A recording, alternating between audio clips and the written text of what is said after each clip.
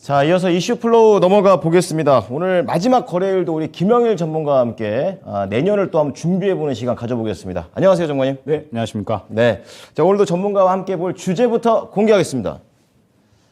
자, 검은 호랑이는 슝 보내주고 검은 토끼 깡총 준비를 하자. 이렇게 얘기했습니다. 저희 담당 PD가 이렇게 하라고 했어요. 자, 그래서 세 가지 플로우로 좀 보겠는데요. 내년이 검은 토끼군요. 예. 첫 번째, 올해 최악의 섹터. 비읍으로 시작하지 않을까요? 네. 네, 그리고 두 번째가 올해 최고의 섹터. 그리고 내년에 최고의 섹터. 야, 세 번째 플로우가 제일 중요합니다. 자, 우선 하나씩 볼까요? 네. 일단 뭐 첫 번째랑 두 번째는 다들 시청자님들도 어느 정도 예상을 하실 네, 것 같고. 맞춰보십시오. 예. 네, 세 번째가 아마 이제 다들 궁금하실 핵심이죠. 것 같은데. 네. 일단 뭐 첫 번째부터 바로 그러면 들어가 볼까요? 그렇죠. 가보겠습니다. 일단은 올해가 사실 이제 정말 많은 일들이 있었고 예. 이제 저는 10년에 있었어야 될 일들이 올해 한 번에 이제 다 나타나지 않았나. 아, 정말 나눠서 이제, 나올게요. 네, 그렇죠. 다사다난한 이러한 일들이 정말 이제 너무 많이 좀 일어나게 되면서 그렇습니다. 아, 정말 이제 이 올해가 정말 역대급 그런 이제 한 해였다라고 생각이 됩니다. 이 대표적인 사진들이 다 있네요. 네, 사실 이제 이렇게 보고 대표적인 한 해다라고 볼 수가 있을 것 같고 올해 이제 뭐 월드컵이라든지 정말 또 여러 가지 이야기들이 좀 많았었기 때문에 네. 정말 이제 이 이야기 할 거리들 많았던 그런 이제 한 해였다라고 볼 수가 있을 것 같은데 먼저 보게 되면은 올해 시장이 이제 이 인플레이션에 대한 부분들이 올 초부터 이제 이야기가 나오기 시작을 했죠. 그랬죠. 네, 그러면서 이 러시아와 우크라이나 전쟁이 이제 벌어지게 되면서 물가가 더욱더 큰 폭으로 이제 솟아오르기 시작을 했고 그러면서 이제 이 미중 간의 또 신냉전에 대한 어떤 기류들, 대만을 둘러싼 이제 미국과 중국 간의 신냉전 기력, 그렇죠. 그다음에 이제 금리 인상. 아이고. 저는 이제 이 가운데 있는 분이 이제 좀 보기 싫어지려고 해요. 그렇죠. 제롬 파월. 네, 올해 초에 이제 네. 인플레이션 그렇게 걱정 없다고 하더니 네. 경기 침체를 정말 이제 더욱더 앞당기고 있는 그런 이제 이 통화 정책을 좀 펼치고 있는 게 아닌가. 그래서 이제 저는 이분이 좀 보기 싫어지려고 하는데 네.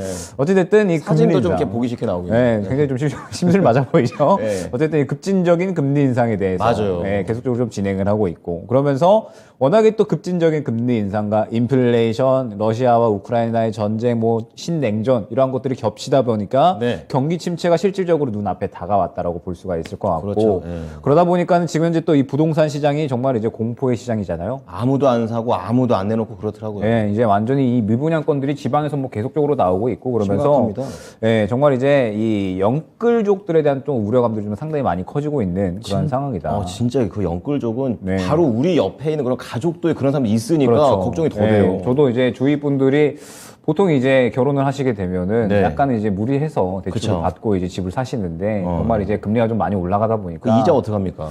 그냥 먹을 거 줄이시고 네. 네, 살 거 덜 사고 이런 식으로 이제 조금 이제 버티고 계시더라고요. 힘드네요. 네, 정말 이제 힘들었던 이제 한 해가 아니었나라고 생각이 되는데 네. 그러면서 이제 역시나 가장 큰 이 실망감을 보여줬었던 섹터는 아무래도 반도체가 아닌가 생각이 됩니다. 그렇습니다. 네, 당연히 이제 반도체다라고 이제 다들 이제 생각을 하셨을 것 같은데 네.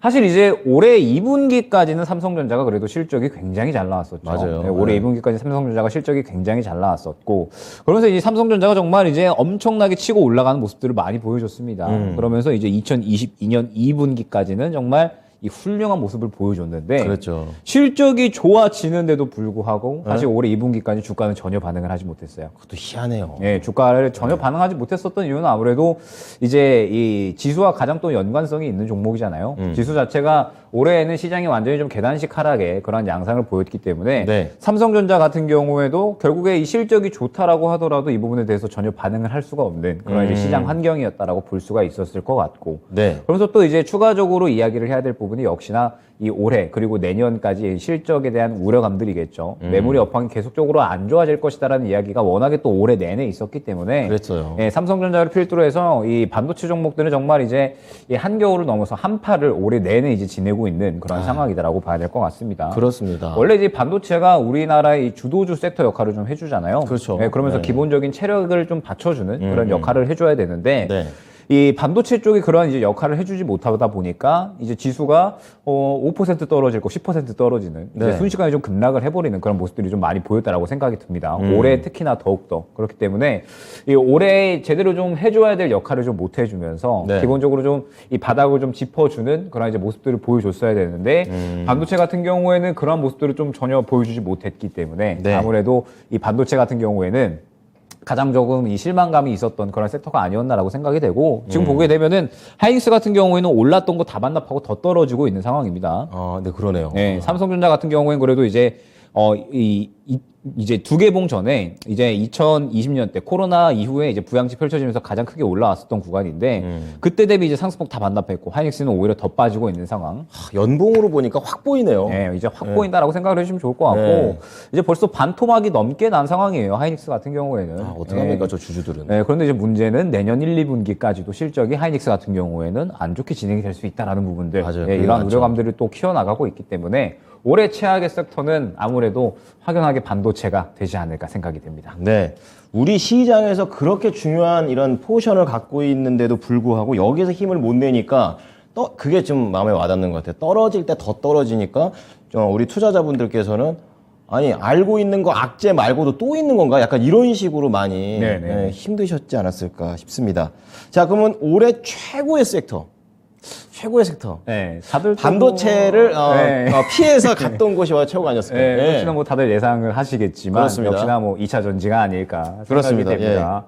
사실 반도체가 제 역할을 못 해줬기 때문에 그나마 조금 약간의 시장의 주도주 역할을 해줬었던 네. 그런 이제 섹터가 아닌가 생각이 됩니다. 역시나 이제 2차 전지다라고 볼 수가 있을 것 같고 이제 올해 하반기로 접어들면서 이제 저는 본격적으로 2차 전지가 완전히 좀 주목을 받기 시작을 했다라고 보고 있어요. 네. 물론 이제 올해 초에는 약간의 원자재 이슈로 인해서 살짝 좋지 않은 흐름을 보였는데 2분기 이후부터 본격적으로 좀 투자가 본격화되기 시작을 하면서 네. 2차 전지 종목들이 상당히 좀 주목을 받기 시작을 했죠. 그래서 이제 LG 에너지 솔루션 같은 경우에는 북미항으로 워낙에 좀 투자를 많이 해놨다라는 이런 이야기들이 나오면서 네. 62만 9천 원까지 상장 이후에 이제 가장 큰 고점을 만들어냈습니다. 그러네요. 물론 지금은 상당히 많이 떨어지고 다 있고 반납하긴 했는데. 고평가에 대한 부분들 이야기가 많이 나오고 있지만 네. 어찌됐든 뭐 이 LG 에너지 솔루션이 상당히 이제 주도주 역할을 해주면서 2차 전지가 시장을 끌어올리는 그런 역할들을 해줬고 중요한 부분이 하이드로 리튬이겠죠. 이게 이제 중요한 소재 관련해서 말씀해 주시는 거죠? 그렇죠. 이제 리튬 관련된 종목이고 원래는 코리아 SE라는 그런 이제 이름이었어요. 이름이 바뀌었어요. 네, 그러면서 최초에 이제 장막 쪽으로 해가지고 이제 움직였었다가 네. 이제 이 리튬 관련해서 완전히 이제 이 본업을 집중을 하겠다라고 하면서 이름까지 이제 바꾼 거죠. 하이드로 리튬. 그래서 최근에 이제 예, 예. 이 리튬 플러스라는 기업이 이제 이 모회사기 때문에 이 네. 부분에 대해서 이슈가 계속 나오면서 저점 대비 거의 1200% 정도의 상승이 나온 어마어마한 종목이었습니다. 자, 이게 9월부터 거의 로켓처럼 치고 올라갔네요. 예, 완전히 이제 그냥 하늘 뚫고 날아갔다라고 그러게요. 이제 봐야 될 것 같고 올해 가장 큰 상승력을 보인 종목이 아닌가 생각이 됩니다. 네네. 그러면서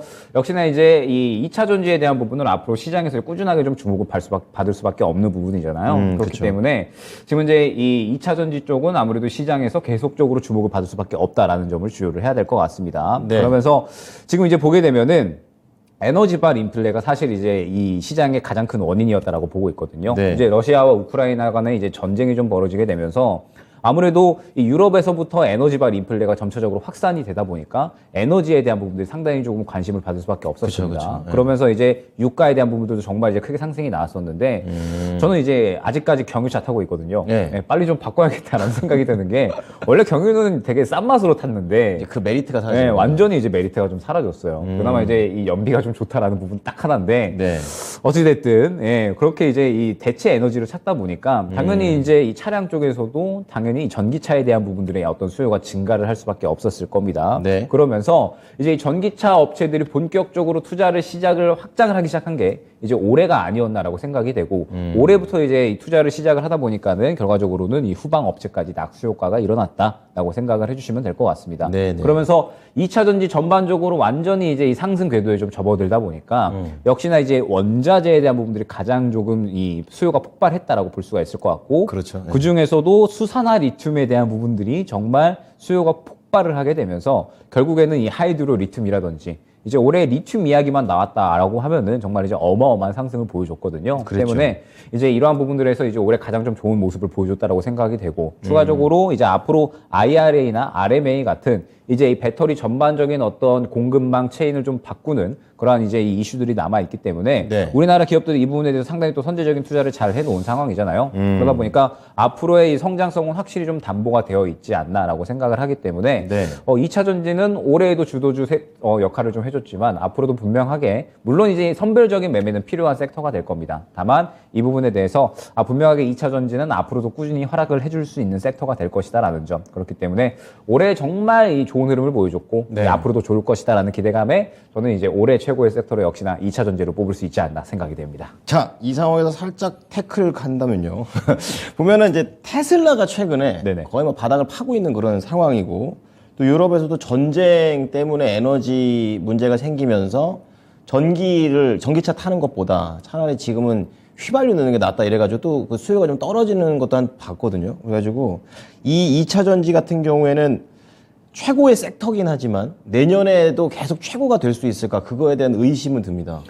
저도 이제 사실 내년 최고의 섹터는 2차 전지는 아니긴 하거든요. 그래요? 2차 전지는 아닌데, 네네. 분명하게 기대를 해야 되겠죠. 왜냐하면 2차 전지 사업은 앞으로 미래를 주도할 저는 탑3 중에 하나다라고 보고 있거든요. 그만큼 이제 모든 나라들이 집중해서 투자를 하고 있는 쪽이 2차 네, 전지다라고 네. 봐야 될 것 같고, 네. 그리고 지금 이제 유럽발 에너지 이 인플레 자체도 저는 당분간은 계속해서 좀 이어질 수밖에 없다라고 보고 있습니다. 지금 어찌됐든 이 러시아가 천연가스를 계속해서 좀 무기로 휘두르고 있는 상황에서 그쵸. 유럽이 이 대체제로 여러 가지 좀 이야기들을 나누고 있잖아요. 그러면서 뭐 LNG에 대한 부분이라든지 대체 에너지를 계속해서 찾고 있지만 부족한 상황입니다. 그쵸. 부족한 상황이다 보니까 에너지 인플레에 대한 부분들은 어느 정도 좀 진정이 되더라도 계속해서 좀 이어질 수밖에 없다라고 생각을 하고 있다. 네. 라고 이제 보시면 될 것 같고 그렇기 때문에 앞으로 이제 대체 에너지나 혹은 이제 2차 전지에 대한 관심도는 꾸준히 높아질 수밖에 없을 것 같고 그러면서 여기에 또 추가적으로 모멘텀이 있다라고 한다면 역시나 또 전기차는 상대적으로 이제 환경 쪽에 대해서는 이제 친환경이 좀 속한다라고 볼 수가 있잖아요. 그렇죠. 이제 원유에 대한 부분들. 앞으로 이제 이 모든 이 에너지에 대한 부분들은 탈탄소라는 키워드가 이제 주요하게 작용을 할 겁니다. 그러면서 이제 최근에 사우디, 중동 쪽에서도 이제 원유나 석탄을 대체할 수 있는 에너지들에 대한 개발에 굉장히 집중을 하고 있는 상태예요. 번돈 갖고 그거 하고 있더라고요. 예, 예. 수소 쪽에 이제 집중하고 원전 쪽에 집중하고 그쵸. 결국에는 이제 앞으로 이 주요한 에너지가 바뀔 것이다라는 뜻이 되거든요. 그렇군요. 그러한 상황에서 이제 2차 전지가 가장 빠르게 실적이 나오고 있는 그런 섹터라고 생각을 해주시면 좋을 것 같고 이미 이제 이러한 이슈들 자체가 앞으로 꾸준하게 성장을 할 수밖에 없는 그런 이제 이 환경을 만들어 놓고 있다라고 보고 있기 때문에 네. 저는 선별적인 매매만 잘하면 2차 전지는 앞으로도 꾸준하게 수익을 볼 수 있는 섹터가 아닌가 생각이 됩니다. 선별적인 매매 제일 중요한 것 같습니다. 자, 그렇다면 그만 끌고요. 이제 검은 토끼. 예, 이때 내년의 최고의 섹터 과연 어떤 겁니까? 내년 최고의 섹터는 저는 반도체 뽑도록 하겠습니다. 지금 플로우 1대 최악이어가지고 내년에 최고다. 네. 하반기는 좋겠다 정도 생각은 드는데 네. 내년에 거의 최고가 될 수 있다고 얘기하시니까 궁금합니다. 어떤 근거가 있나요? 저는 이 시장 반전의 키가 되지 않을까 생각을 반전. 하고 있어요. 네. 이제 역시나 시장에서 가장 우려되는 부분이 아무래도 지금 이 인플레에 대한 부분들과 주도주가 부재하다라는 그런 이제 부분이 될 것 같은데 그렇죠. 저는 이 반도체 쪽이 사실 이제 좀 먼저 매를 맞았다라고 생각을 하고 있어요. 모든 업종이 사실 이제 내년에 들어가게 되면은 실적에 대한 우려감들이 계속해서 좀 커지는 상태입니다. 그렇죠. 그러면서 이제 공급 과잉이 지속이 되는데 이제 값은 좀 싸지고 수요가 좀 줄어들다 보니까 네. 사실 이제 지금 현재 반도체 이 공급 과잉 현상과 이제 유사한 현상들이 지금 모든 업종에 나타나고 있다라고 보고 있거든요. 예. 그런데 반도체는 지금 현재 상대적으로 먼저 빠르게 감산을 하고 공급을 줄이고 그쵸. 이제 어느 정도 이 가격을 정상화하게 하기 위한 노력을 하고 있습니다. 그럼 좀 매를 좀 상대적으로 먼저 맞지 않았나라고 이제 생각이 되고 네. 그러면서 이제 내년 하반기에 이 반도체 업황이 완전히 살아날 수 있다는 부분이 결국에는 공급 과잉 현상이 이제 어느 정도 해소가 되면서 그렇다는 얘기죠. 예, 이제 이 가격이 좀 정상화가 될 것이다라는 부분입니다. 지금 보게 되면은 이제 이 디램 영업이익률 전망인데 결국에는 메모리 업황 쪽은 지금 현재 이 디램이나 낸드 플래시 가격이 낮아진다라는 부분이잖아요. 그렇죠. 역시나 공급이 조금 너무 많기 때문에 네. 가격이 하락을 한다라는 부분인데 이제 내년 2분기 정도 이후에는 전체적으로 이미 반도체 기업들이 감산에 들어갔기 때문에 네. 공급이 이제 어느 정도 줄어들면서 그렇죠. 수요는 결국에 반도체는 꾸준하게 높아질 수밖에 없는 그런 이제 산업입니다. 모든 산업군들의 이 반도체가 들어가기 때문에 결국에는 꾸준하게 수요가 높아진다라고 한다면 내년 2분기 이후부터는 가격이 정상화되고 오히려 감산을 했기 때문에 가격이 더 높아질 수가 있다라는 기대감이 지금 이제 형성이 되고 있는 겁니다. 네. 그렇군요. 그렇기 때문에 이제 지금 현재 상태에서 삼성전자가 네. 이제 또 주목을 해야 될 부분이 무엇이냐 이제 추가적으로 좀 이미지를 보게 되면은 삼성전자가 메모리 부분에 대해서 이 투자를 줄이지를 않았어요. 올해 이제 이 유사한 수준으로 내년에 투자를 할 거다. 사실 이제 뭐 마이크론이나 SK 하이닉스나 투자를 줄이고 있는 추세잖아요. 삼성은 감산을 하고 있죠. 뭔가를 알고 지금 이러는 건가요? 저는 완전하게 전략적인 선택이라고 보고 있습니다. 그런 느낌이 네. 확 나는데요. 내년에 메모리 시장을 확실하게 잡고 가겠다라는 그런 전략적인 투자를 저는 진행을 하고 있다라고 보고 비메모리도 있거든요. 하는 거면서 동시에. 비메모리 쪽은 오히려 이제 내년에 더 투자를 늘려가지고 TSMC 쪽과 완전하게 좀 격차를 줄이겠다라고 이야기를 하면서 다르네요. 네, 메모리 업황은 이제 모든 업체들이 감산을 하는 추세인데 삼성전자는 지금 현황을 유지를 한다라는 그렇죠. 부분은 메모리 쪽의 점유율을 확실하게 가져가면서 내년에 비메모리 쪽에 투자를 늘려가지고 TSMC와의 격차를 좁히고 그러면서 반도체 쪽에는 확실하게 우리가 1등 하겠다라는 이러한 의도가 저는 완전하게 숨겨져 있다고 보고 있습니다. 그렇군요. 네, 그렇기 때문에 여기에서 이제 이 반도체 가격들이 내년 2분기 이후에 D램 이제 전체적인 메모리 쪽에 회복이 되면서 삼성전자가 비메모리 쪽에 이렇게 투자를 잘 해놨다라고 하면은 저는 이제 하반기부터 삼성전자가 완전히 좀 치고 나갈 수 있지 않을까 생각을 하고 있거든요. 흔히 말하는 그 회장이 말씀하시는 초격차가 여기서 나올 수 있는 그렇죠. 거죠. 네. 그러면서 이제 TSMC와 이 비메모리 쪽의 격차도 줄이면서 삼성전자가 반도체를 끌고 나가면 사실 이게 또 시장을 견인할 수 있는 역할도 그렇죠. 해줄 수가 있는 맞아, 거거든요. 맞아요. 네. 때문에 저는 이제 이 부분에 대해서 상당히 좀 기대를 하고 있고 여기에 대해서 또 메모리 쪽에 기대를 할 만한 부분이 이제 이 DDR4에서 DDR5로 완전하게 그렇죠. 교체가 넘어가는 시기가 내년이 될 겁니다. 내년 하반기부터 이제 완전히 이 교체가 되기 시작을 할 거고 현재 이 DDR5는 보통 이제 이 D램 쪽은 새롭게 이제 이 어떤 좋은 기술 혹은 이제 좀 더 성능이 좋은 쪽의 제품이 나오게 되면 굉장히 교체 속도가 빠르게 일어납니다. 수요가 네. 폭증을 한다라고 볼 수가 있을 것 같은데 예. 이 DDR5에 대한 부분이 내년 하반기부터 완전히 교체가 된다라고 하면 마찬가지로 이 부분에 대해서도 메모리 업황이 완전하게 살아날 수 있다라고 이제 보고 있거든요. 그러면서 2024년부터 완전하게 메모리 업황은 오히려 이 좋았던 때보다 더 좋아질 것이다라고 예측이 되고 있고 비메모리는 워낙에 이제 이 수주권들을 기본으로 하기 때문에 수주 기반의 사업이거든요. 그렇죠. 그렇기 때문에 꾸준하게 수요가 유지되는 사업입니다. 그러면은 오히려 이제 안정적이네요. 네, 삼성전자는 치고 나갈 수가 있는 환경이 좀 유지가 될 것이고 SK하이닉스는 또 지금 현재 이 고마진이 나올 수 있는 사업 위주의 포트폴리오를 재편을 하고 있거든요. 예. 그러면 또 메모리 업황 올라올 때 또 SK하이닉스도 크게 좀 회복을 할 수 있는 그런 기대감이 있다라는 점. 두 회사가 전략이 약간 다르긴 하네요. 네. 네. 지금 뭐 SK하이닉스는 이제 상대적으로 메모리 쪽이 좀 많이 쏠려 있다 보니까 오히려 이제 이쪽에 좀 집중을 하겠다라고 이제 이야기를 하고 있는 겁니다. 네. 그러면서 이제 증권사 전체적으로 이제 리서치 센터장님들이 네. 이제 다 이제 이야기를 했어요. 내년 최고의 가장 기대되는 섹터가 어디냐? 반도체가 압도적으로 1위를 했습니다. 압도적으로. 예, 그만큼 반도체가 저는 이제 내년 2분기까지는 사실 시장이 약간은 좀 힘들 수 있다고 보고 있거든요. 그렇기 때문에 내년 2분기 이후에는 좀 시장을 견인할 수 있는 역할을 해줄 수 있지 않을까. 진짜 좀 그랬으면 좋겠어요. 예, 생각이 되고 예. 저는 이제 좀 마지막으로 여러분들께 좀 해드리고 싶은 말, 시청자님께 해드리고 싶은 말은 네.